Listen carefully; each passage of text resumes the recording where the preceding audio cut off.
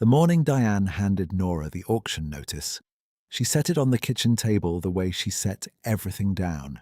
Flat, deliberate, as though the surface itself were part of the instruction. Nora was standing at the stove with her back turned. She heard the paper land. She did not turn around immediately, because she had learned over 9 years on that farm that turning around too quickly read as alarm. An alarm gave Diane something to work with. "Pete Granger confirmed Thursday," Diane said. "The county assessor needs the parcel numbers by Monday. I'll need you to pull the deed folder from the filing cabinet in the study." Nora turned then. Diane was already looking at the window, at the east field, at the 180 acres her son had inherited and which she now controlled as the estate's named executor. Her posture was a kind of verdict. It had been a kind of verdict for 9 years. "Thursday is 14 days from now," Nora said. "I'm aware of the calendar. Some of the early corn is still standing. We'd need to pull the equipment before the new owner comes through." "That's what the transition clause is for." Diane picked up her bag from the chair where she left it. "The folder, Nora. Monday morning, by 9. She left through the side door, and Nora listened to her car pull down the gravel lane. And then she was alone in the kitchen with the auction notice, and the sound of the refrigerator humming, and the smell of coffee that had been sitting on the burner too long. She picked up the paper. She read it twice. Then she set it back where Diane had put it, exactly where Diane had put it, and she went to the window and looked at the east field herself. 14 months since Thomas died. 14 months since she had stood in the county hospital corridor while a nurse used a word, hemorrhagic, that Nora had to ask her to repeat. 14 months of managing the farm alone, of keeping the books, of answering questions from the estate attorney that Diane should have been answering, of making sure the property taxes were current and the irrigation line in the north pasture did not freeze when February came hard. 14 months, and what she had for it was an auction notice and a Monday morning deadline. She thought about calling Ruth. Ruth Masley lived 3 miles down the road and had been Nora's closest friend since the 2nd year of Nora's marriage, when Ruth had appeared at the back door with a casserole dish and a matter-of-fact expression and had never really left. She thought about calling her, and then she decided not to, because there was nothing Ruth could do about the auction, and describing it out loud would make it more real than it already was, and Nora had things to get through before she could afford for it to be completely real. She poured out the burnt coffee and made a fresh pot. She pulled the deed folder on Sunday night, not Monday morning, because she wanted to read through it herself before Diane's attorney had his hands on it. The parcel was registered as 180 acres of mixed farmland in the Central Basin, valued at last assessment 11 years earlier at something that bore no relation to what it would sell for now. The deed listed Thomas as sole owner, which meant the estate controlled it entirely, which meant Diane controlled it entirely, which was something Nora had not thought clearly about until Thomas was gone, and Diane's attorney made an appointment. She put the folder back in the filing cabinet, the e-arche. She went to bed. She lay awake for a long time, listening to the wind come off the fields. Ruth came by Tuesday. She sat at the same kitchen table and read the auction notice without saying anything for a moment. "Thursday," she said finally. "Thursday. That's fast. Diane has a buyer lined up, I think, not a bidder. A buyer who wants the process completed so she can hand it off cleanly." Nora said it without bitterness, because bitterness required energy she was saving for something else. The auction is a formality she needs for the estate's legal process. Ruth looked at her. "Do you have anywhere to go after?" "I have the savings account Thomas and I kept separate from the farm income. Enough for 6 months, maybe 8 if I'm careful. I'll find something." Ruth put her hand on the table. Not on Nora's hand, just on the table between them. It was a gesture Nora understood.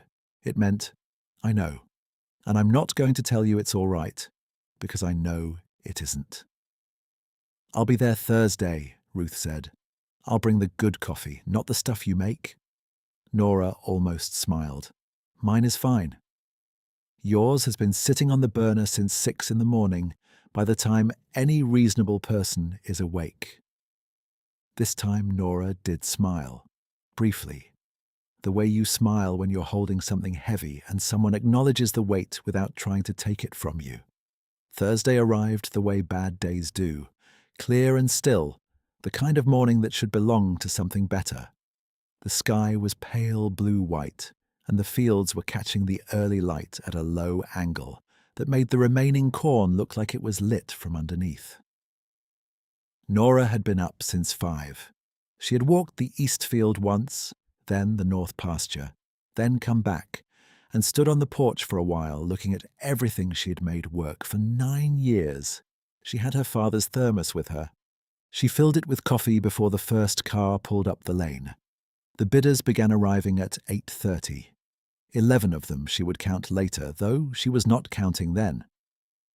Pete Granger's assistant set up the registration table near the barn door, and there was a cluster of men with clipboards and a woman from one of the county land offices who walked the perimeter with a measuring wheel and wrote things down in a notebook. Diane arrived at 8:45 in a grey sedan with her attorney, whose name was Morris, and they stood near the registration table speaking quietly about things Nora was not meant to hear. Nora stood at the fence line along the west side of the house, away from the crowd. That was when she noticed him. He was standing at the far end of the same fence line, maybe 30 feet from her, wearing a canvas work jacket that had been washed enough times to go soft at the elbows. He was not looking at the registration table. He was not looking at Diane or Morris or the 11 people with numbered paddles. He was looking at the land. Not the house. Not the barn. The land itself. The way you look at something you're trying to understand completely before you make any decision about it. Nora had seen men look at the farm that way before. She had looked at it that way herself. Many times, standing in more or less the spot he was standing in now. She recognized the posture. She walked over. She did not think about it very much. He was standing alone, the way you stand alone when you haven't been offered a reason to stand with anyone. And she had a thermos. "Coffee," she said when she was close enough. "If you want some, it's plain, nothing in it." He looked at her. He had a steady way of looking, not startled, not especially grateful, just present. He was somewhere in his late 40s, she guessed, with the kind of face that had spent considerable time outdoors and didn't look like it had minded. "Thank you," he said. He held out a hand and she poured into the thermos lid, which was the only cup she had. He held it in both hands the way you hold something warm when the morning is still cold. "You're registered?" she asked. She wasn't trying to make conversation. She was asking because it was a practical question, and she was a practical person. "Not yet." She nodded and looked back toward the registration table where Morris was now speaking to Pete Granger. "They'll start in about 20 minutes. He nodded. He took a sip of the coffee. He looked back at the fields. "How long has the North Field been under rotation?" he asked. She turned to look at him more directly. 9 years. We converted it from straight wheat when the soil readings came back. Been corn, rye, and fallow in sequence since then. And the irrigation? Modified gravity flow along the north pasture. There's a well pump for the east field, about 11 years old but maintained. We replaced the pressure tank last spring. He looked at the east field when she said that, as though he was correlating the information with what he could see from where they were standing. She watched him do it. "It's good land," she said. It came out more plainly than she intended, stripped of everything except the fact of it. "Yes," he said. He did not look at her when he said it. He said it the way you confirm something you had already assessed. "It is." Pete called out that registration was closing in 10 minutes, and he handed the thermos lid back to her with a nod, and he walked toward the registration table. She watched him go. Then she turned back to look at the east field and stood there until Pete opened his book. Diane appeared at Nora's left shoulder at 9:15, a few minutes into the opening bids. "You should be standing closer to the house," she said. "You look like you're hovering." Nora did not move. "I'm watching the auction. Morris wants to speak with you about the equipment inventory. After." "I'll be here after." Diane's expression shifted in the precise way it shifted when she had been expecting Nora to move, and Nora had not moved. She had made a small habit over the years of instructing Nora to go elsewhere at moments when staying would have given Nora information. It had worked mostly when Thomas was alive. He would smooth it over. He would find a reason. Since he had died, there was nothing to smooth it over with, and Nora had stopped going elsewhere. "There's a young woman from the county land office," Diane said, adjusting toward another approach, "who wants to ask about the water rights documentation. You know where those are?" "I know where they are. She can ask Pete's assistant for the county records and they'll match." Diane looked at her for a moment. Then she moved away, back toward Morris, and Nora returned her attention to the bidding. The early rounds were unremarkable. 7 of the 11 registered bidders were active in the first 4 rounds, and the price moved the way prices move in county land auctions, steadily, without drama. Nora watched Pete's face rather than the paddles. She had learned at her first auction years ago that the auctioneer's expression was more informative than the crowd's. She had been scanning the gathered group for the man in the canvas jacket. She found him at the back, on the outside edge of the cluster, not holding a paddle. He was watching the bidding, but his posture had changed slightly. He was more still than before, the way someone gets still when they're deciding something. She looked at Pete again. Sometime around 10, the crowd thinned and broke into smaller conversations, while Pete consulted with his assistant over something in the documents, and Nora took the opportunity to move around the edge of the barn. She needed a moment out of Diane's peripheral vision, and she needed to confirm that the loading gate on the north side was latched properly before anyone walked that direction with a clipboard. She was checking the latch when she heard Diane's voice through the screen door of the barn's small equipment office. The door was 5 feet from where she was standing. She had not planned to stop, but she did stop. Diane was speaking to someone inside. The voice she was responding to was low, a woman's, possibly the neighbor who farmed the adjacent parcel and had been hovering near the registration table all morning. "She'll land on her feet," Diane said. "That type always does." The neighbor said something Nora couldn't make out. "Honestly," Diane continued, and her voice had the particular quality it got when she was confiding, relaxed in a way she wasn't when Nora was in the room. She was always the problem with that marriage. Thomas was easygoing by nature, and she took that as a license. He should have had someone who understood what the farm meant to this family. Nora always treated it as a business. She never understood what she was standing on. The neighbor said something again. Nora did not move. "The sale is the right thing," Diane said. "For the estate, for everyone. I wish Thomas had seen it." Nora stood at the latch with her hand on the iron loop. The latch was cold and slightly rough with surface rust. She could feel every irregularity of it against her palm. She had known Diane did not value her. She had known it in the way you know things that live in the room with you for years without ever being named. She had absorbed it through 9 years of instructions issued without please or thank you, through 14 months of paperwork and grief, and managing a property whose history she knew better than anyone on the lane. Through every conversation where Diane had looked at Nora and seen a liability rather than the person who had kept the farm running while Thomas was sick. She had known all of it. But knowing a thing and hearing it spoken in your mother-in-law's actual voice, with the particular ease of someone who believes they are completely alone, are 2 different experiences. She let go of the latch. She checked that it was latched. She walked back around the barn to the front. She found Ruth standing near the west fence, holding a paper cup and watching the crowd. "She's inside," Ruth said, meaning Diane, having seen something in Nora's face. Ruth was good at reading Nora's face. Most people were not. "I know," Nora said. "Are you all right?" "I'm going to stand through the rest of the auction," Nora said. "And I'm going to do it exactly the same way I've done everything else on this property for 9 years. That's what I'm going to do." Ruth looked at her for a moment. Then she nodded, very slightly. "All right.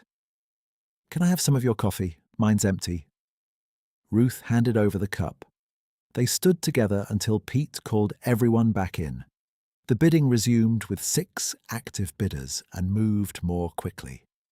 The number climbed in increments that Nora tracked carefully because she was not naive about what the farm was worth, and she wanted to know what Diane's buyer was prepared to spend. There was a man in a blue jacket near the front who had been the most consistent bidder through the morning, and she had decided he was the buyer Diane had lined up. He bid with the unhurried confidence of someone for whom the number was already settled. She was watching him when the man in the canvas jacket raised his paddle. He had registered somewhere in the gap while Pete was consulting his assistant. She had not seen him pick up a paddle, but he had one now, and he used it with the same economy he used everything. A single small raise positioned just above the current highest bid. The blue jacket man raised again. The canvas jacket man waited. Then he raised. Not immediately and not dramatically, but without hesitation. Blue jacket bid, canvas jacket bid. Blue jacket paused for the first time. Nora looked at Pete. Pete was watching the canvas jacket man with the focused attention of an auctioneer who has recognized something the crowd has not yet recognized. 2 more bidders dropped out, and then the blue jacket man made a bid that went well past what Nora had expected Diane's buyer to pay. She saw Diane straighten near the table where Morris was standing. The canvas jacket man raised his paddle once more. The number Pete named was higher than the farm's assessed value by a margin that made the land office woman look up from her notebook. Blue Jacket considered. Blue Jacket shook his head, very slightly. Pete looked around. "Any further bids?" Nobody moved. "Going once." Pete's voice was measured and clear. "Going twice." He looked at the man in the canvas jacket. "Sold, sir. I'll need your registration name for the record." The man walked to the podium table. He spoke to Pete's assistant, who wrote something down and handed the book to Pete. Pete looked at it. Then Pete looked at the crowd, at Diane, at the gathered landowners and neighbors, and the woman with the measuring wheel. And he said the name, the way auctioneers say names when they are aware of the weight of what they're saying. "William Barrett," Pete said. "Barrett Land Holdings, registered in this county." He said it plainly, the way you say a name when the name itself is the information.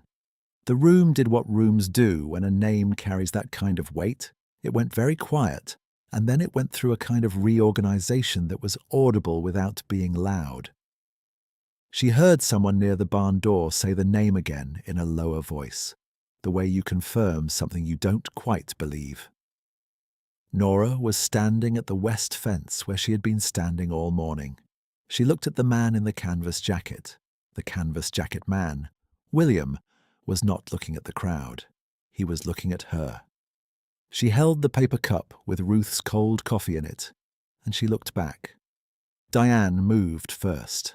She moved toward Morris, and Morris said something to her in a low voice, and she moved toward Pete's table. "The sale," she said, loudly enough that everyone could hear it, "needs to be reviewed. There are estate conditions on this parcel that weren't communicated to the bidders."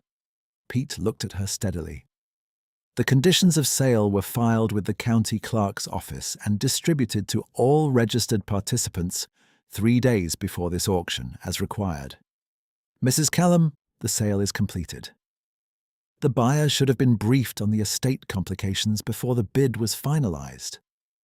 "The sale is completed," Pete said again in the same tone, which was the tone of a man who had conducted many county auctions and had no interest in being leveraged at his own podium.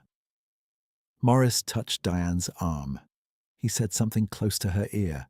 She shook him off slightly. "There are covenants," she started. "The covenant documentation was included in the filed materials," Pete said. "Mrs. Callum." Diane turned. She turned toward William, who had been standing near Pete's table, and watching this with the specific attentiveness he applied to everything. She used a tone that had worked on contractors and estate managers and timid neighbors for the better part of a decade. "You understand the parcel has existing agricultural obligations that will complicate any development plan." "I understand the parcel," William said. He said it without particular emphasis, but also without any particular deference. He said it the way you speak when you are very accustomed to rooms trying to explain things to you that you already know. Diane looked at him. Something in her expression shifted and then shifted again. The two stages of recognizing that the room you thought you were in is not the room you're actually in. She looked at Morris. Morris had already taken a step back. He had his phone out, and whatever he was finding on it had changed his posture considerably. "The estate," Diane began, and then she stopped. She tried again. "The estate's interest in how the parcel is used." And she stopped again, the sentence collapsing somewhere in the middle of it. She said something about her son. She said the word Thomas, and then she did not say anything else. Ruth, standing next to Nora at the west fence, made a small sound that was not quite a word. Nora said nothing. She was watching Diane in the way you watch someone whose position you once believed was permanent discover that it was not. The crowd began to separate into its natural clusters. Small conversations, the land office woman consulting her notebook, the remaining bidders comparing assessments. Pete's assistant was processing the paperwork at the table. The blue jacket man left with a nod in no particular direction. William walked toward the west fence. He stopped a few feet from where Nora was standing. He looked at the east field, then at her. "I'd like to speak with you about the property," he said. "Specifically, I'd like to speak with you about the deed." She waited. "I'm going to ask my attorney to prepare a transfer document," he said. He spoke at the same pace he'd used to answer her questions about the irrigation line that morning. No particular urgency in it. "Standard quitclaim instrument. It will put the parcel in your name." Nora looked at him. She was a practical person, and she looked at things directly. "Why?" He held her gaze for a moment. "Because I watched you walk this property this morning, before anyone else arrived. Because you knew the rotation schedule and the pressure tank age, and the orientation of the irrigation without having to think about any of it. Because when I was standing at that fence alone, you brought me coffee." He paused. "I have looked at a great deal of land. I know who belongs to a piece of it." The afternoon had come around and the light was lower and warmer than it had been in the morning. The kind of light that comes when the day is deciding it has done its main work and can afford to soften a little. Ruth was standing a few feet away. She had not said anything for some time, which was how Nora knew she was paying close attention. "The instrument will need to be reviewed," Nora said finally. "Of course. And I want to speak with Pete's assistant about the covenant documentation before anything is filed." "That's reasonable." Nora nodded. She looked at the east field. The low corn caught the light in the same way it had caught it at 5 that morning, lit from underneath, and the 180 acres ran all the way to the tree line without interruption, the same as they had every morning she had lived here. She thought about Diane standing at that kitchen window, looking at the land the way she looked at everything that belonged to her son, as something she could apportion. She thought about the screen door and the sound of Diane's voice, easy and certain, the voice of someone who has decided what a person is and sees no reason to look again. She thought about Thomas, who had been easy by nature and who had loved this land in his way, and who would not have wanted it settled this way. She thought he probably would not have been surprised by any of it. She did not think any of these things for very long. She was a practical person. She looked back at William. "Dinner," she said. "If you want to discuss the terms, I know what's in the kitchen." He considered this for a moment, and she watched him the way she had watched the early light and the late light and everything in between for 9 years. "Yes," he said. Ruth made a quiet sound that was, this time, definitely a word, though Nora chose not to register which word. The paperwork took the rest of the afternoon. Pete's assistant laid it across the registration table, and Nora read every line, because she read every line of everything that had to do with the farm, which was one of the reasons she knew the irrigation schedule and the pressure tank and the rotation history without having to think about it. She asked 2 questions. Pete's assistant answered them both correctly. She initialed where she was asked to initial and left the rest to William's attorney, who arrived by phone call at first and then in person around 4 in the afternoon, and who treated the quit claim as a routine document, which it legally was. Diane's car was gone from the lane by 2 o'clock. Morris had walked Diane to it, and the last Nora saw of them, they were speaking in the manner of people recalibrating their understanding of what had happened and what could be done about it. The answer, Nora knew, was that nothing could be done about it. The sale was complete. The deed would transfer. The estate's authority over the parcel dissolved at the moment the sale was confirmed, and what Diane did with the proceeds of the estate, minus the attorney's fees and the auction commission, was no longer Nora's concern. She was surprised to find that she felt almost nothing about it. Not vindication, not satisfaction, not relief in the way people talked about relief, as though it came all at once. She felt the particular quiet of a thing being finished, the way a field goes quiet after the last of a season's work is done. It was not happiness exactly. It was correctness. The word for it was that it was correct. Ruth stayed through the afternoon. She sat at the kitchen table and drank the coffee Nora made, which Ruth had conceded, grudgingly, was acceptable when it was fresh. And she read a magazine she found on the side table and did not ask Nora any questions, because Ruth understood the difference between the questions that helped and the ones that just filled the air. William's attorney left at 5:30. William himself had spent part of the afternoon on the phone, standing in the yard near the barn with his back to the house, and part of it walking the north pasture with the deliberate, systematic stride of someone who was learning the property through his feet, the way Nora had learned it. She watched him from the window once, briefly, and then she went back to making dinner. She made the same thing she made when she needed to think clearly, a pot of white bean soup with the last of the garden sage, bread from the loaf she had started Wednesday night. It was not impressive food. It was the right food for the end of a day like this, solid and warm, the kind that filled a room with a smell that made the room seem familiar, even when other things did not. William came in at 6. He washed his hands at the kitchen sink without being told where it was, which meant he had oriented himself to the house the same way he had oriented himself to the land. He sat down at the table. Ruth took her bowl standing at the counter and ate quickly, which Nora recognized as Ruth deciding to leave them space without making a performance of leaving them space. "The East Field," William said when the soup was in front of him. "There's a drainage issue along the southeastern corner, about 30 yards of it." "I know," Nora said. "We regraded it 4 years ago, but the grade settled. It's on the maintenance list. It'll need proper tile work eventually, before the next heavy spring." "I know that too." He looked at her. "You have a maintenance list." "In the study, prioritized by season and cost." She looked at her soup. "I was going to propose to Thomas in the second year that we put in a drainage fund, a set amount back each quarter against the maintenance list." He agreed, but we never quite implemented it.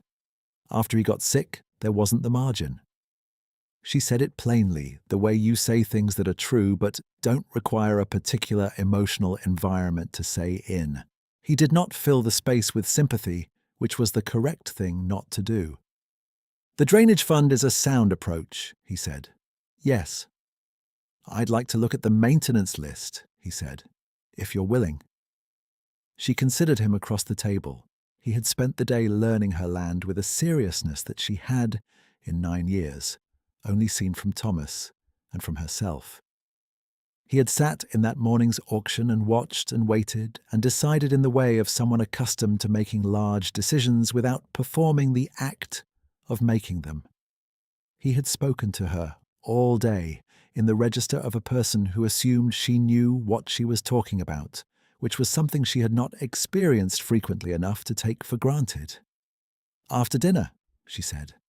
He nodded, and they ate without speaking for a while, which was its own kind of conversation. Ruth said goodnight at 6:30. She put on her coat and squeezed Nora's shoulder once, quickly, and looked at William with the particular expression she used when she was deciding something about a person.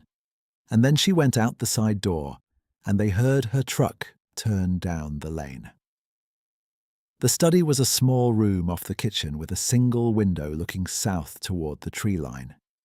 Nora pulled the maintenance folder from the filing cabinet, the same cabinet she had pulled the deed folder from on Sunday night, and laid it on the desk. She turned on the lamp. William stood at the window for a moment, looking at the tree line in the dark, and then he came to look at the folder. The list was 12 pages, handwritten in her clear, slanted hand, annotated in the margins with cost estimates and seasonal timing, and cross-references to the equipment log. He read it the way he had read the land that morning, steadily, taking it seriously, not performing interest but actually interested. "This is thorough," he said. "It's the farm," she said. "It needs to be thorough." He turned a page. She watched his eyes move across the notes in the margin about the north pasture fence, which she had written in pencil because she wasn't sure of the cost yet, and the irrigation head that needed replacing before the ground softened in April. "The fence repair on the north pasture," he said. "You've marked it tentative." "I was waiting for a second estimate. The first one was higher than I expected." "I know someone who does that kind of work. He's reliable. I can have him come out this week if you want." It was an ordinary sentence. He said it as an ordinary sentence. She was aware in some part of her that was separate from the practical part, that the whole day had accumulated to this ordinary sentence in her study with the south window, and that the accumulation had a kind of weight to it that she was going to feel more clearly later when she was alone and had the room to feel it. "Yes," she said. "That would be useful." He turned another page. The lamp on the desk made a small, warm circle that covered the folder and both their hands. Outside the south window, the tree line was invisible in the dark, but Nora knew its exact shape. The way it bowed slightly left around the oldest stand of oaks, the way it looked in January against the snow, the way it looked in May when the leaves came back. She had known it for 9 years, and she would know it from this point forward, and the weight of that was something she did not have words for yet, so she did not try to find them. Eventually, they put the folder away. She showed him where the guest room was, the one off the back hall that had good light in the morning, because his attorney had mentioned he would be in the county through the week. He thanked her in the same even way he thanked everything, as though the word meant exactly what it said. She went to bed at 9:30 and lay awake for a shorter time than she had the night before. In the morning she was up at 5, the same as always, and she filled her father's thermos at the kitchen counter while the light came up over the east field. She stood on the porch for a while in the cold, with the thermos warm in her hands, and watched the corn catch the new angle of sun. She heard the back door, and then his footsteps on the porch boards. He came to stand at the railing beside her, a few feet of distance between them, looking at the east field.